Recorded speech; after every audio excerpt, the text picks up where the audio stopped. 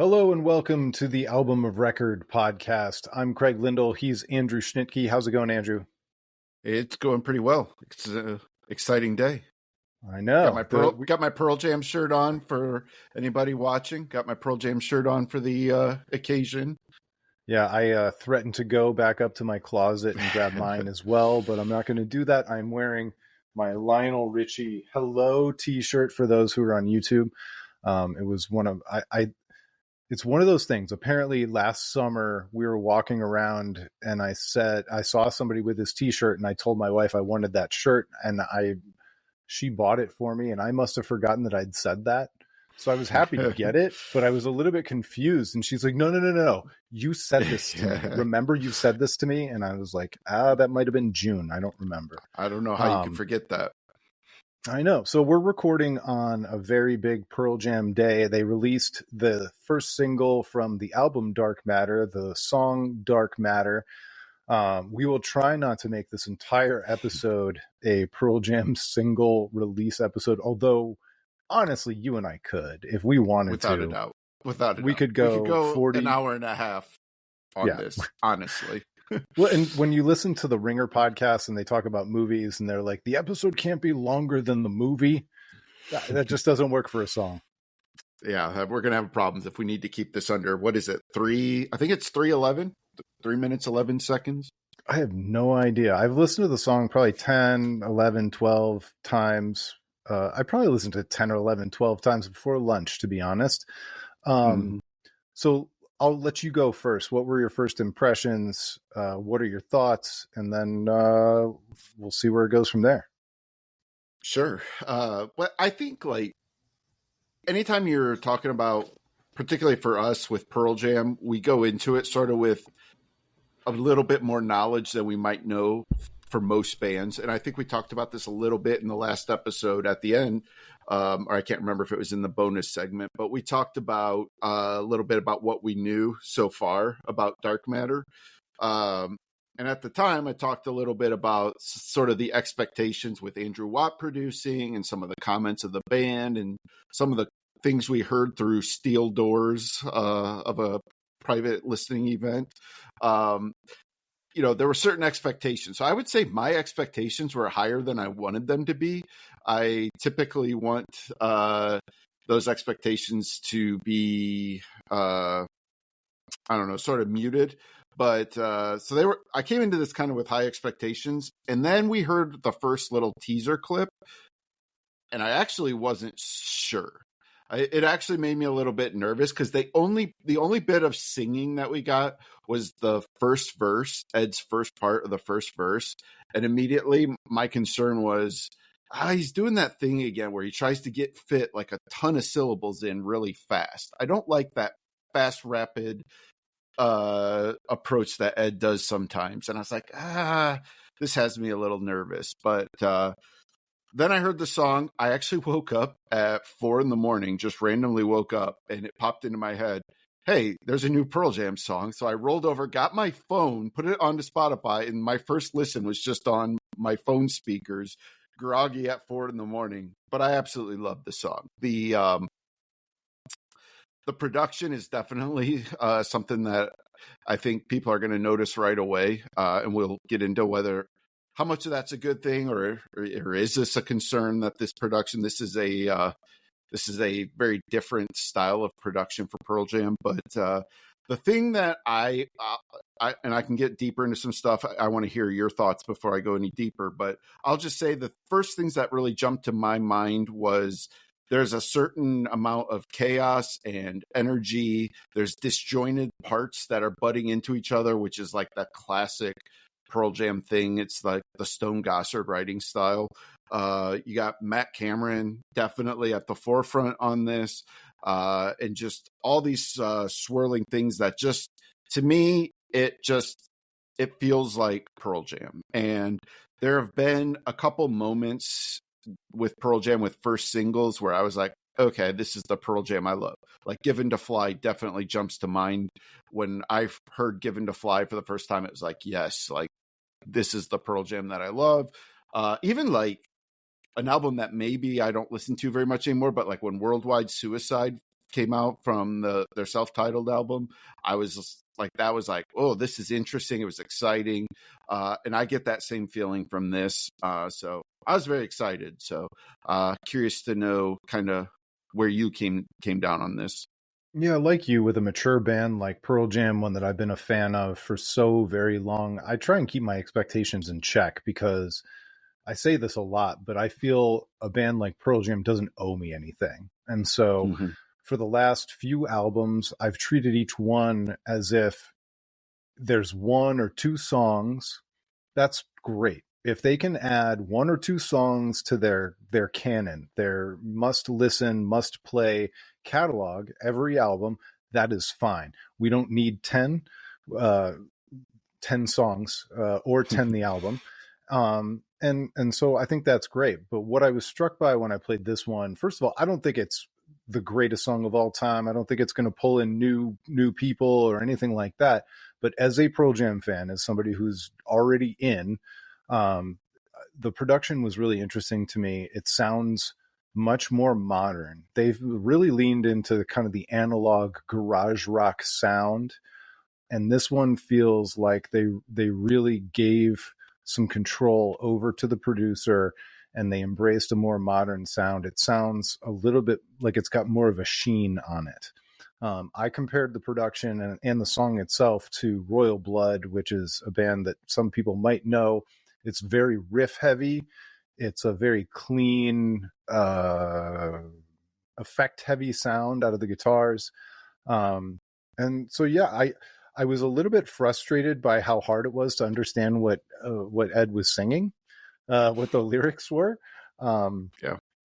But all things being equal, I thought it was a real great lead in, and I'm excited to hear the rest of it. I'm not sure that this is the one that is going to really blow our socks off from the record, but it makes me think that there's going to be at least one on this record that's going to get added to the all-time list. And I want to swirl back to that thought because Pearl Jam typically, I would say, do not release their best songs as the first singles. And I want to touch on that in a second. But I did want to talk a little bit about a couple specific other things that stood out to me. The one thing about is just structurally, this song is very dynamic and interesting in a way that they haven't been doing as much of lately. And that's a lot of usage of pre-chorus. You know, it's not just verse, chorus, bridge, chorus. The song, you have the first verse, there's a pre-chorus, then it goes into the chorus, and then before they get back into the verse, they throw in this little instrumental breakdown part, and that instrumental breakdown is using that same effect, I think, that they used on "You Are" from Riot Act, which was a Matt Cameron song where he recorded the guitar part by looping it through a drum machine. And it's got that like staccato, echoey delay effect. And I don't know for sure that they did that again. And it does make me wonder if Matt Cameron had a writing part perhaps in this. This feels like a Stone song to me. I definitely don't think it's Ed, Mike, or Jeff who wrote this. I would bet it was either Stone or Matt, but it's neither here nor there. But that instrumental breakdown, very cool section, goes back into the verse. The second verse I like a lot more than the first verse. Ed is a little bit more relaxed at that point and sort of in the vibe of the song. Goes back into the pre-chorus, then you hit the chorus, then they go right into the bridge, which I wish Pearl Jam didn't always sing over their bridges. Sometimes I wish they would let the bridges be instrumental sections, and I think it's got this like descending guitar riff that's not used anywhere else in the song. And it would to be your cool. point about the lyrics earlier, it just felt like Eddie had too many words to sing. Yeah, he had to fit them in somewhere. And I don't like the lyrics of the he does these like awkward play on words in the bridge that I don't like. Like no love lost, but lost love or something like that. Like just it's like, Ed can do better than that. But then after that bridge though, then it goes back into that instrumental breakdown, which then loops into the solo, and the solo is definitely worth talking about.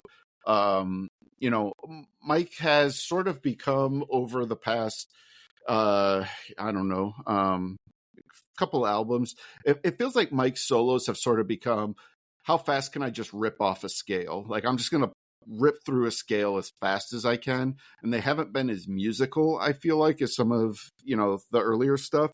This is a very musical solo. It just sort of fits right in the the tempo of the song. It has sort of a classic Mike McCready feel to it, but it's also like, this song is it's like it's got like a little bit of an edge to it that's a little bit different. So it's a little bit different. But then what they do is they bring that chorus on top of Mike's solo. Then the final but before chorus. You get there though, so that guitar solo it's kind of a magic trick, because one of the things that we talked about before we went on is to how short the song is, and it's about 3.5 minutes essentially, and that guitar solo sounds like it's got room to breathe, and it is musical, but yet it's into one of the shortest songs. And before you get back into the structure of the song, let's just go straight there with this. I liked Gigaton very much. We've talked about, that's the Pearl Jam's last album, and we talked about how much of that is based around the fact that it was released at the time that it was, related to the pandemic, and how badly we wanted and needed that album. But in the end, as much as I like that record, it meanders, and the songs are long. Sometimes they're adding whole sections at the end. It seems unfocused and meandering, if I had any complaints about it. And again, it's a record I like, but it is kind of unfocused and meandering. And this one sounds like they put in the work to edit. They put in the work to edit and bring it down, and sometimes, because they're such a great live band and they jam so much in concert, I felt like maybe that leaked onto the record of Gigaton, and it's better to have it tight and punchy on the record and then expand it live. I think when when Pearl Jam did Lightning Bolt, was Lightning Bolt the one that they did with Brendan O'Brien again for the first time in a while? I think so. I think it was Lightning Bolt, and I think there was a lot of like really high expectations, like, oh, Brendan O'Brien's going to get them back to that classic sound, and it just didn't quite do that. And then Gigaton, I believe, was self-produced. I'm not positive. I should know this, but I think they produced it themselves. It says producer was Josh Evans, but I don't know. Oh, that's right. No, it was Josh Evans. That's right. But I think that what Andrew Watt did here is we had somebody who pushed them. They recorded this really quickly. They didn't try to let it breathe too much. It was like, let's get back to that urgency. And that urgency is something that when that chorus hits back on top of Mike's solo, so Mike does the solo, he runs through that solo once, and as they loop back around, the solo or the chorus, the final chorus, just comes right in on top of that. So you have those like disjointed angular guitar riffs of the chorus butting up against each other. The solo is now happening on top of that, and Ed is just unleashing that chorus for the final time, and it's just pure chaos, and there's so much energy in that. And that's the part of the song that has me the most excited. It's just that those last like 40 seconds of that song, it's something Pearl Jam hasn't been doing. I think traditionally they would have done the solo, maybe gone back into the chorus after the solo and done like a soft fade out or something like that. Like this one, they just hammer it home. So yeah, that was I actually found it a little bit jarring, that last chorus that came in so quickly. It reminded me a little bit of there's a song on not the latest Manchester Orchestra record, but the last full length called Dinosaur. And they didn't totally let that song breathe, I didn't feel like, on the record. And then when they started playing it live, they finished it with this gigantic flourish that finally felt like it completed the song, that it didn't leave you wanting more the way that the record did. And so we'll see how these songs kind of develop, and that you and I will be checking out some of the bootlegs when they start playing these dates and playing these songs live. If it's anything like Gigaton, there will be a live bootleg of the entire record at some point when they finally complete every song live. And I'm Yep. just, I don't obsess over those things and listen to them over and over again, but I'm always curious to hear each song live at least once. And that's just the nature of being a fan of a band like this, since, we were actual children. Now that we're grown ass men in our 40s. And I did also want to I do want to end this by circling back a little bit to talking about the role of what a first single means for Pearl Jam. And it doesn't mean what it means for not every band, but a lot of bands. So it's kind of interesting. And weren't you going to quiz me? Yeah, we're going to do a fun little game here. We're going to run through and we're going to see how many of the albums you can name or nail what their first single was, because I think sometimes it's a little bit of a surprise. So we'll start with 10. Even you Flow. Know what the first single was? It was not Even Flow. Okay.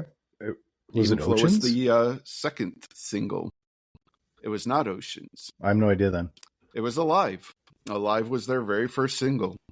And I'm in such disbelief. I want to look it up. It did not get much attention actually as a single. It was Jeremy was the one which was their third single. So it was like once Jeremy came out, people went back or like, what were the other singles? And they saw Alive and Even Flow. But Even Flow was the first video I remember on MTV. So that's probably why I guess that one. There was a video for Alive, but at that point, like it just never got hardly played at all. Like, because again, chronologically, when Jeremy hit, people could go backwards to Even Flow, but you had to go back 2 steps to get to Alive. So, how about Verses? It was either Animal or Go. I'm going to say it was Go. And this one is a little tricky because they did not release a single before the album. The album Verses came out without any singles, which I do remember that being the case. I actually do remember that. But it was Go. Yep. But it came out a week after Verses. And then they followed that out with Daughter, Animal, and Dissident was actually a single off of that, which I did not remember. Wasn't Dissident like a super late single off of that one? Yes. Yep. And if you remember, it came with there was like an extended 3-disc version of that single, which it started with Dissident, and then it was the Atlanta 94 show after that. How about Vitology? I bought this single, and so I know it came out ahead of time, with Spin the Black Circle. Yeah, so that's one I would have gotten wrong. I would have thought it was Not For You. In my head, I thought for sure I knew Not For You. If I hadn't bought it first, because I think it was Spin the Black Circle, and I think Tremor Christ was the B-side. Yep, you are correct. Yep, good call. All right. I'm proud of myself. That is a good one. That's a good one because I would have thought it was Not For You. No Code. Was it Hail Hail? It was not. Oh. Hail Hail was the second single. The first single was Who You Are. Oh, yeah. Which I remember was jarring. That one was jarring. It was like, wait, what is this? Like, that was like the first time Pearl Jam really sort of went, did a little bit of a jag. Then Yield. I mean, you already said it. It was Given to Fly. Yeah, it was Given to Fly. Yep. Binaural. And by the way, maybe just if that had been on Verses, that would be known as the greatest Pearl Jam song of all time. Absolutely. We're going to talk a little bit about Given to Fly in just a second. Binaural. Oh, I'm out. I punched out of Pearl Jam for a while. I remember you saying that. It was Nothing As It Seems, which I really liked. I really liked that song, especially as a single, but a lot of people didn't. Is Avocado the next one? No, Riot Act. Man of the Hour or something? So Man of the Hour did come out right around the same time, but it was not on Riot Act. That was on the it was a movie. It was for a movie. Oh yeah. The Zoo. But it was I Am Mine. See, and now we're getting into songs that a lot of people don't even know, I bet. Terrible first single. Yeah. Okay, now we've got Avocado, which I did already mention it. Worldwide Suicide was the first one on that one. Backspacer. Which I think you'll remember this, but you might. Yeah. I'm sure you can remember the cheesy video for it. Yeah. That's it. Yeah, you got it. It's The Fixer. The Fixer. Thank you. Yeah. Didn't like I that love song. that song. I love that Oh, song. really? Oh, I did I not love like it. that song. And I really It's didn't like the video. By the way, someday we're going to talk about this. It's very poppy. And one of the places where I'm more poppy than you are by a long shot. Yes. So that's probably why I like that one more than you do. It probably makes sense. Yeah. Lightning Bolt. Be interested if you can get this one. It wasn't Sirens, was it? See, you would want to think it's Sirens. And I thought for a second it was. That's the only song I think about. And then when I looked it up, I was like, oh, yeah, I remember, but it's a forgettable song. Mind Your Manners was the first thing. Which is, I mean, like, that's like the quintessential, like, okay, it's new Pearl Jam, I guess. Like, it's not bad, but it's not great. Like, it was just, okay. Well, and Sirens was the song that brought me back. That brought me back into Pearl Jam in a way that I started to revisit those three, maybe 4 albums you mentioned that I kind of skipped the first time around. Sirens was great. Then Lightning Bolt was also a single on that, which I had no idea that was a single. And what's interesting someday about we'll talk about it. Lightning Bolt has the worst Pearl Jam song of all time. Let the records play. For sure. Or maybe we'll never talk about that. Who knows? Lightning Bolt is interesting because I think that was the first time. Yeah, it was definitely the first time they ever had a title track.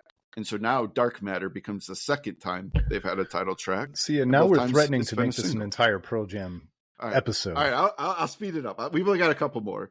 Gigaton. Just name the rest of them. Gigaton. You gotta get this one. Clairvoyance.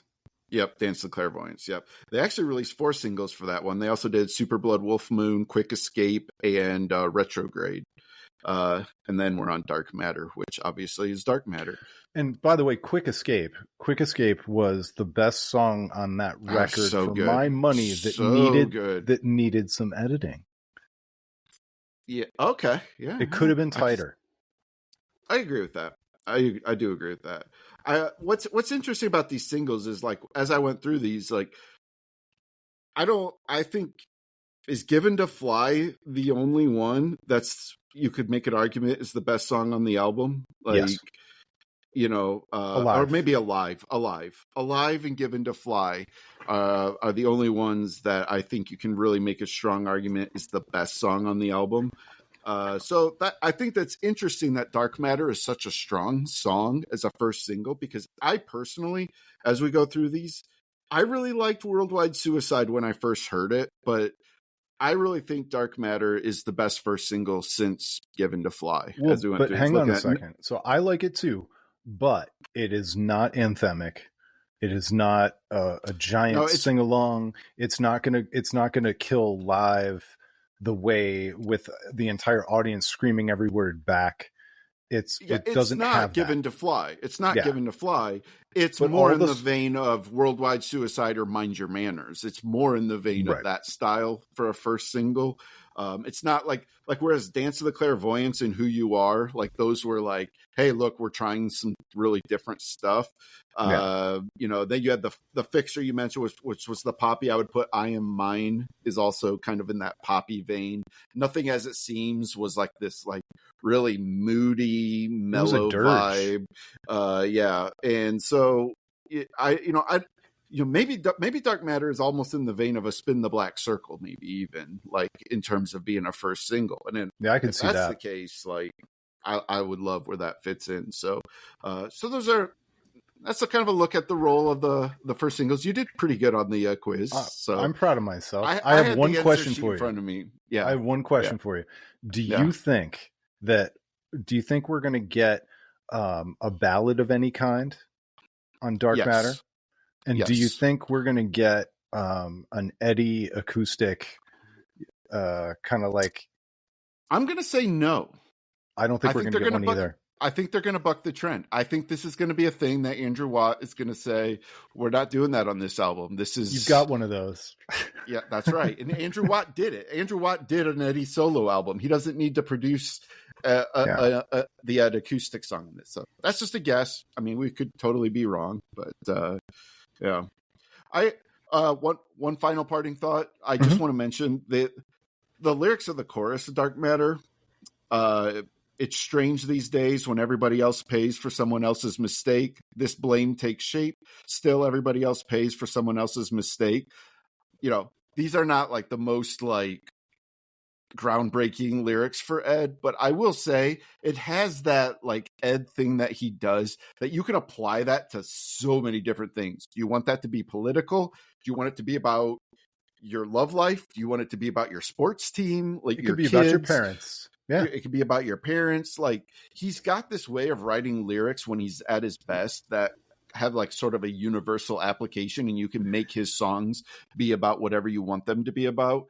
And so I just kind of liked that chorus hits on that. I don't know what the lyrics are to the rest of the song. Some of them, like you mentioned, are kind of hard to pick up, and I'm not sure what he's going for. I don't know the meaning of Dark Matter, but I thought the chorus was kind of cool in that way, that like, okay, this is Ed getting into is like, you can apply this to whatever you want to apply it to.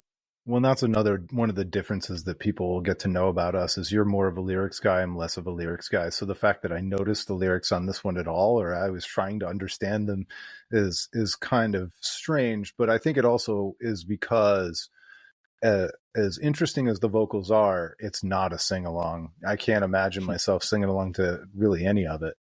No, definitely not. It's not a super catchy vocal melody or anything like that. It's the vocal melody is almost utilitarian in this. Like but he goes after a couple of those notes. But that's the thing. It's rather than trying to make that be what carries the song, he's just adding to what the song's already doing. Again, it's that angular energy, things sort of juxtaposed against each other. Like he's playing into that with the vocals. So I like the song. Yeah, I'm happy. All right, me too. And I can't wait to hear the rest of it, which is out April? Is it 420? 19th. It's actually the 19th. There's a special edition on Record Store Day, which is the 20th. So if you want to get it at Record Store Day, you can buy a $100 vinyl version of it. Yeah, very quickly. Talk about the vinyl. And maybe this kind of let me go back to this actually, because we can talk about this in the context of some of the Spotify stuff we want to talk about, because I do think it ties into talking about directly supporting artists and the pros and cons of that. So let's talk about it when we get into that. All right. So the next topic, now that we've done half an episode on Pearl Jam, we wanted to talk about Spotify. Spotify is a difficult topic to talk about because Andrew and I are both unabashed lovers of Spotify for what it brings to us in terms of value as music fans. And we'll get into the details, but the recommendation engine, just in terms of the convenience, that how the app works and everything else, it's awesome. But we are also well aware of the trade-offs and how hard it has been for a lot of artists to make a living off of streaming as people have moved away from buying CDs. And in some ways, as somebody who had thousands of CDs only to see them worth nothing, and somebody who also bought some CDs that I'd already had on tape because you had to switch formats, I don't have a lot of sympathy for the record industry at large. But as it floats down to the artists I love, I have tons of sympathy. So it's a complex conversation. And so we're going to talk a little bit about that and maybe some of the ways that we try and fan in order to make up for the fact that we are also big Spotify users. So first of all, Spotify, not all that fair to artists. They recently made a change where it's very YouTube-esque. So on YouTube, if you don't have 1,000 subscribers to your channel, you can't be monetized. Spotify decided to take a page out of that book, and now if a track has fewer than 1,000 plays, it's not accruing any revenue. You can't accrue any revenue until after you get over 1,000. So an artist such as myself, who gets dozens of plays per song, I'll never make any money. And I actually pay to host my music, so it's a triple loser for somebody like me.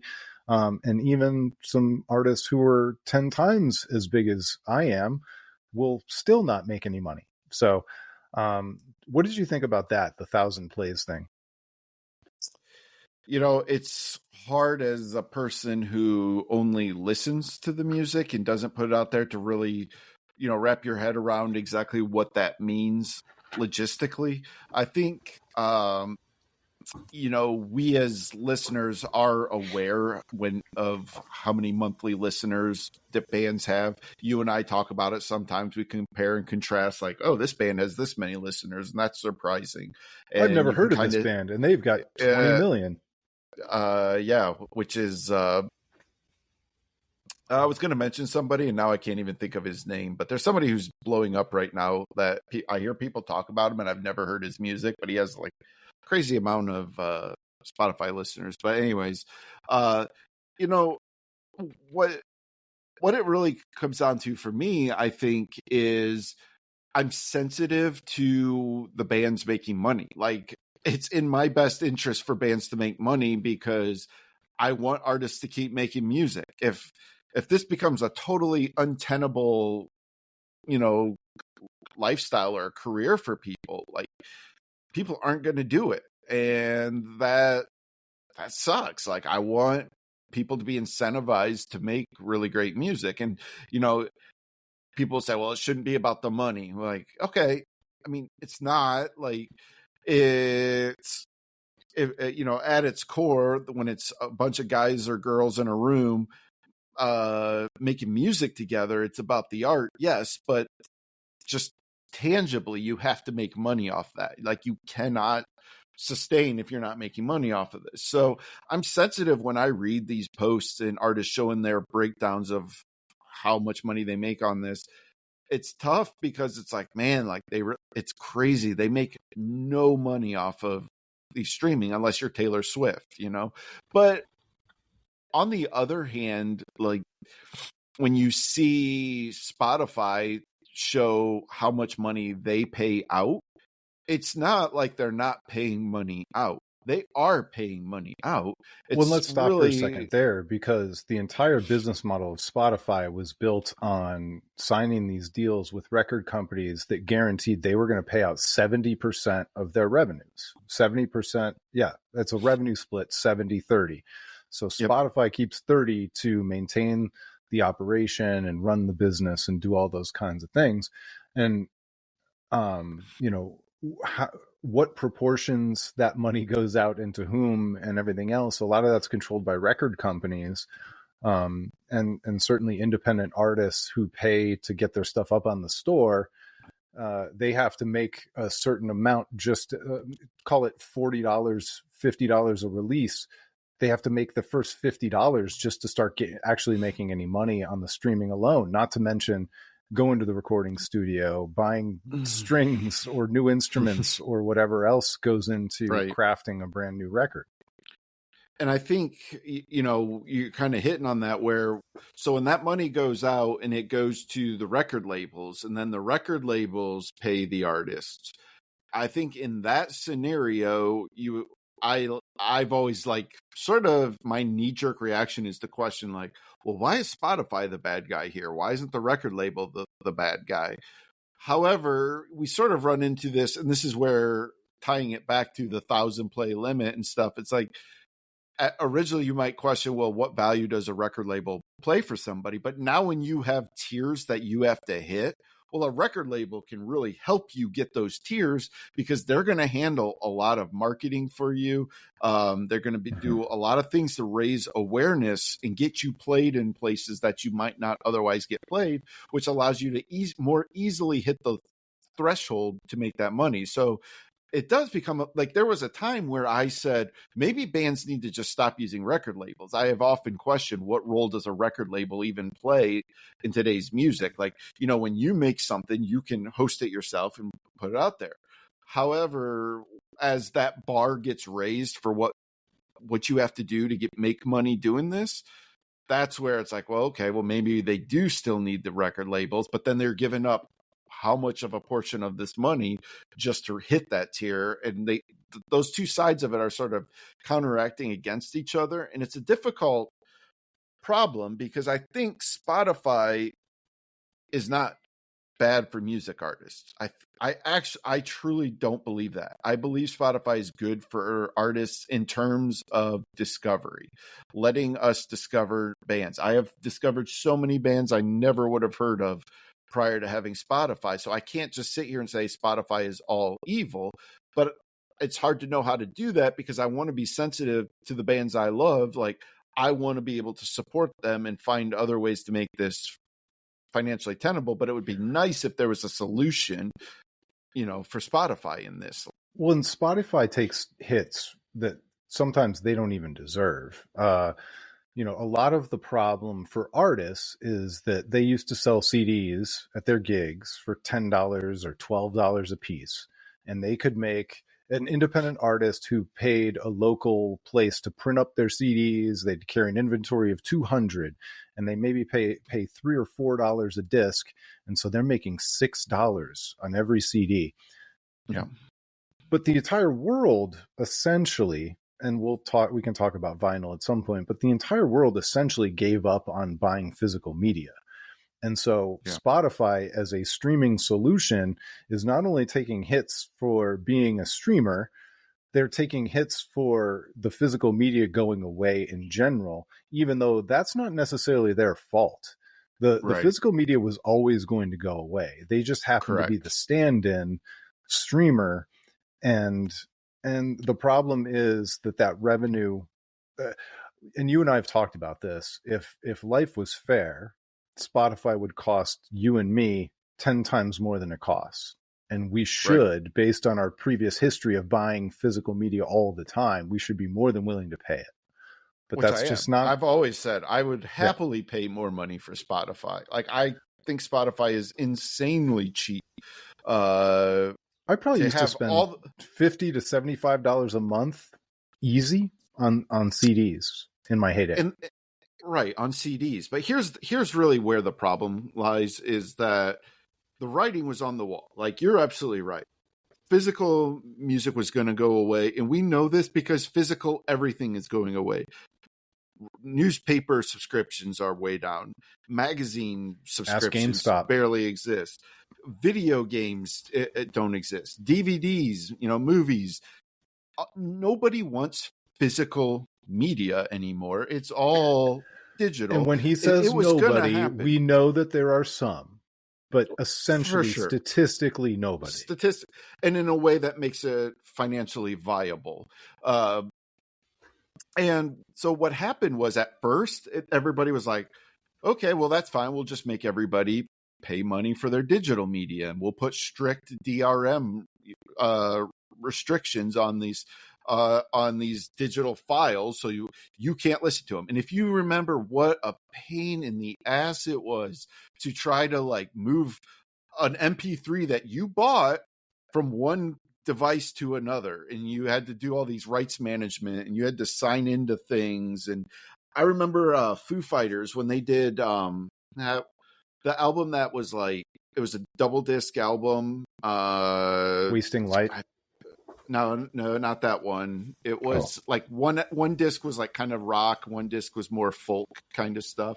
I should know this, but I remember I bought that album, and I put it into my computer, and it installed a program that you could then use to extract the MP3s out of it, but nothing worked right, and I was dealing with customer support, and in your honor. It was that's it, in your honor.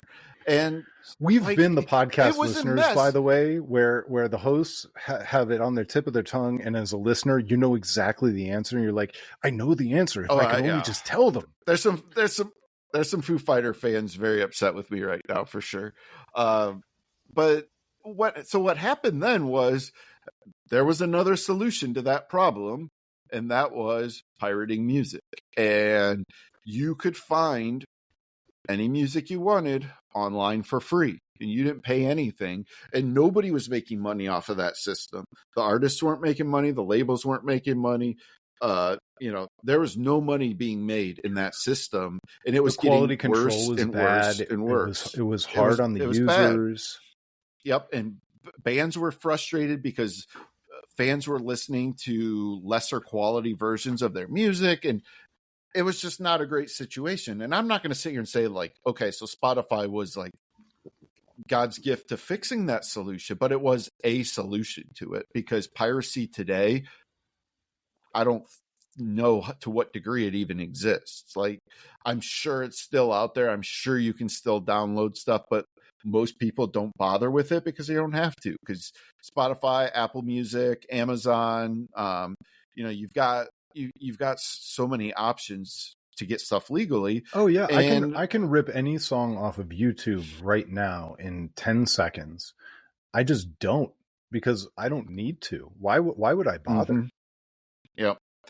And so I think kind of what Spotify and Apple need to figure out is like, is there a way we can somehow bridge sort of what Bandcamp was trying to do with, where Spotify and Apple are? And I can't sit here and say I have any answers. I'd be curious to know from your perspective if if have you messed around with Bandcamp at all, or how do you feel that fits into this ecosystem that currently exists?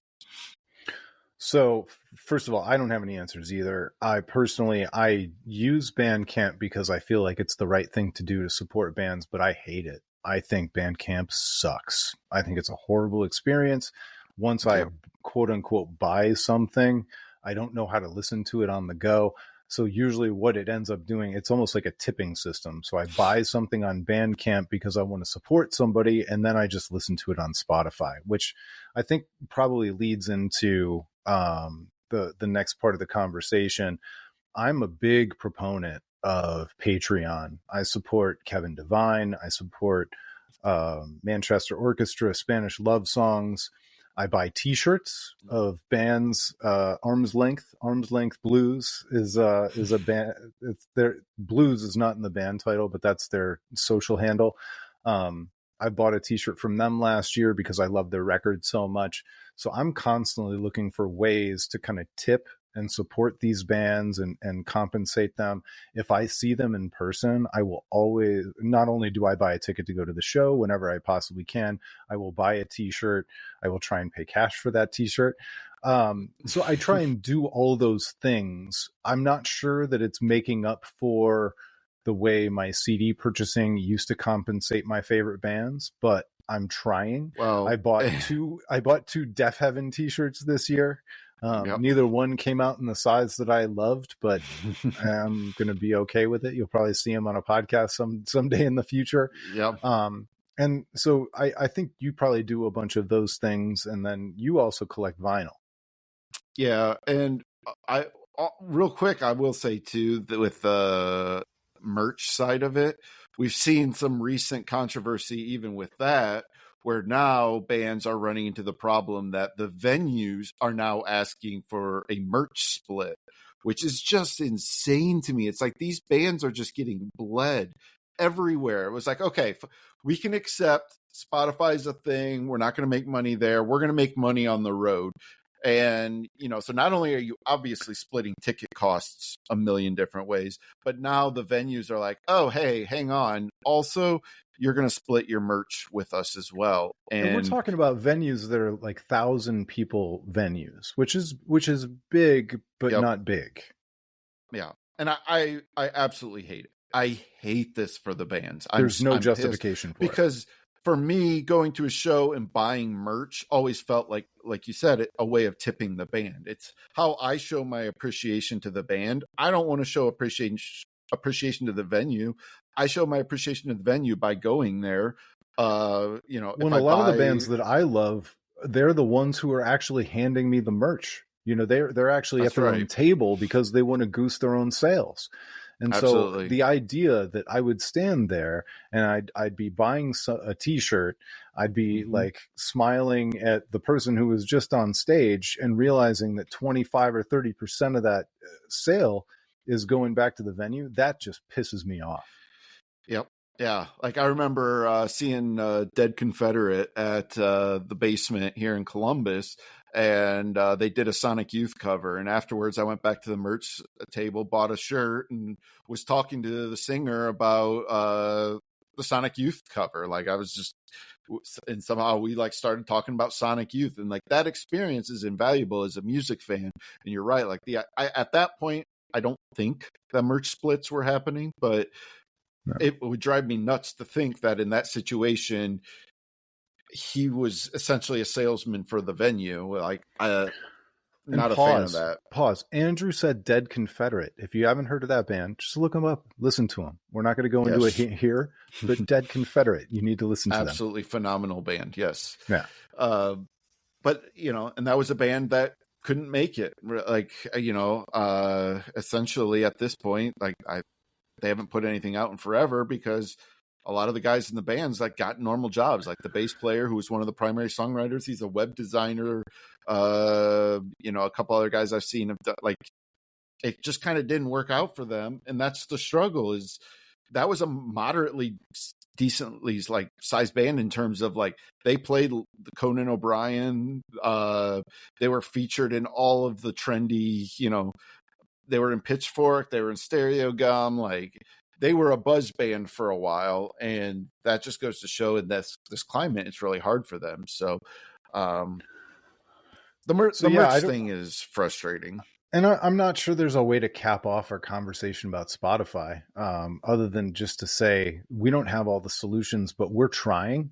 And if you're out there and you love Spotify, I bet some of our listeners, some of the people checking this out, don't even pay for Spotify.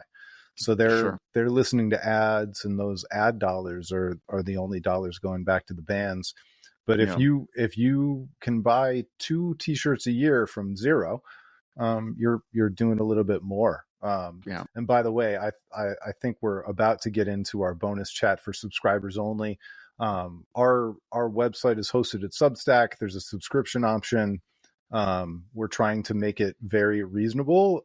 We don't need the money, but we're going to create some extra content. If you can subscribe and you want to check out some extra stuff, we're going to give you an incentive to do so. Just maybe cover some of our costs, our hosting and whatever else. But I think I came up with a topic for the bonus chat. One of my pastimes as a giant music fan, and especially a giant music fan who's been, a fan for over 30 years now. Sometimes I like to look up my favorite former rock stars on LinkedIn. It's a wild ride. Nice. It is a wild ride. Yeah. All right. Do you have anything else for the good of the order, Andrew? I'll just real quick. We'll touch on the vinyl thing real quick since we said we'd talk about it. I won't make this into a really maybe we should long save topic. it for the bonus people. I want to talk about this part in the main one because this drives me nuts. So I've started buying vinyl. I'm happy to do it. I love doing it. Yes, vinyl is expensive. That's fine. It costs a lot to ship. I understand that. With Pearl Jam putting Dark Matter out today, of course, the pre-order was up.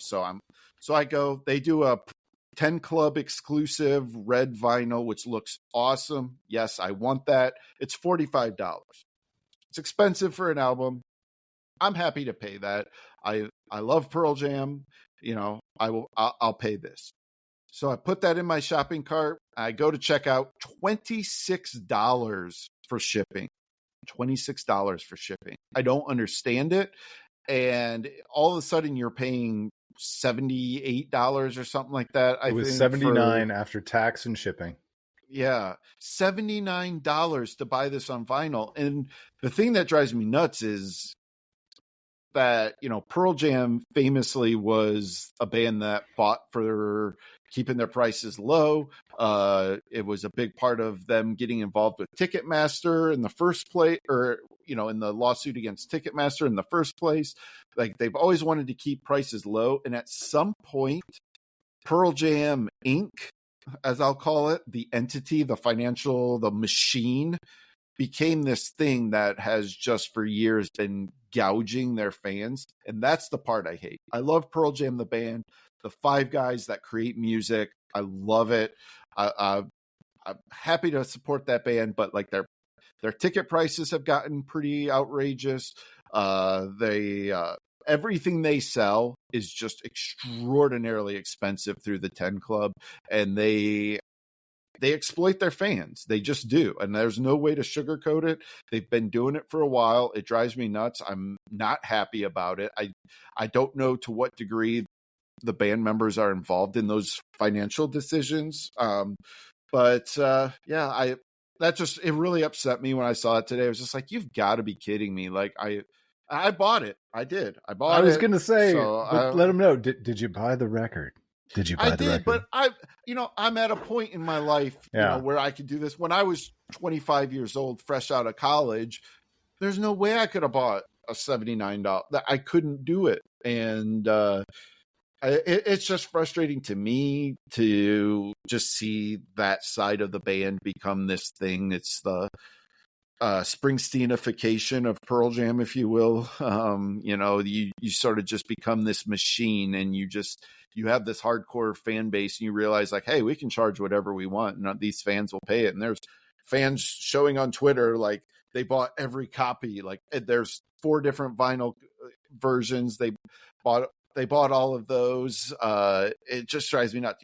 And Alice in Chains did the same thing with the Jar of Flies remaster they just put out. Nothing new on it, just special editions of vinyl at outrageous prices because they know their fans will buy it. And that's the other flip side, I think, of that conversation is just you want to support the bands, but I hate it when I feel like I'm being exploited to do so. So that's my rant to end this. All right. Well, thank you to everybody for listening.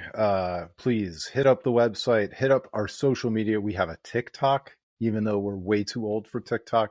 We have Instagram, X, formerly known as Twitter, Threads. We're all over the place. So come find us. Come find us. We're happy to talk music with you whenever you want on the socials. So on behalf of Andrew, this has been the Album of Record podcast.